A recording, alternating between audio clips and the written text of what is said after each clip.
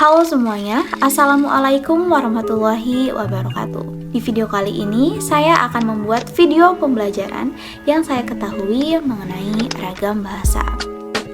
Ragam bahasa adalah variasi bahasa yang terjadi karena adanya perbedaan geografis, sosial, budaya, atau historis. Setiap ragam bahasa memiliki ciri khasnya sendiri, seperti tata bahasa, kosakata, pengucapan, dan gaya bicara seseorang. Ragam bahasa berdasarkan geografis. Bahasa daerah contohnya bahasa Jawa, bahasa Minang, bahasa Bali, dan bahasa lainnya. Bahasa daerah memiliki perbedaan dalam kosakata, tata bahasa, dan pengucapannya. Misalnya, bahasa Jawa jelas berbeda kosakatanya dengan bahasa Minang dan bahasa Bali.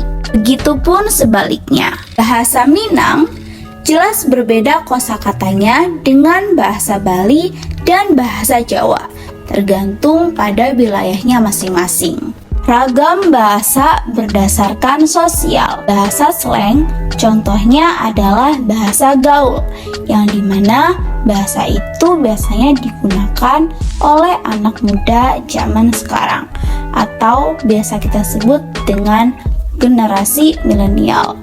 Bahasa slang adalah ragam bahasa yang digunakan oleh kelompok sosial tertentu, seperti remaja, komunitas tertentu, atau subkultur. Pengaruh ragam bahasa. Ragam bahasa dapat mempengaruhi komunikasi dan pemahaman antar individu. Dalam hal ini, kita harus bisa menentukan dalam konteks apa bahasa itu bisa digunakan. Misalnya, ketika kita berbicara dengan teman sebaya, jelas bahasa yang digunakan pasti akan jauh lebih santai dibandingkan jika kita sedang berbicara dengan orang yang lebih tua dari kita. Kita harus mengedepankan kesopanan, karena penggunaan ragam bahasa yang tepat dalam situasi yang sesuai penting untuk mencapai efektivitas komunikasi. Pentingnya menjaga ragam bahasa. Memahami ragam bahasa membantu kita memahami dan menghormati keberagaman budaya yang ada. Melindungi dan mempelajari ragam bahasa dapat melestarikan warisan budaya dan tradisi yang unik. Ragam bahasa adalah variasi bahasa yang terjadi karena adanya perbedaan geografis, sosial, budaya, atau historis.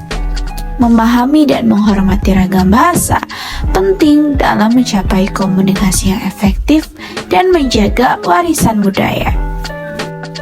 Baik, mungkin hanya itu yang bisa saya sampaikan. Kurang lebihnya mohon maaf. Wassalamualaikum warahmatullahi wabarakatuh.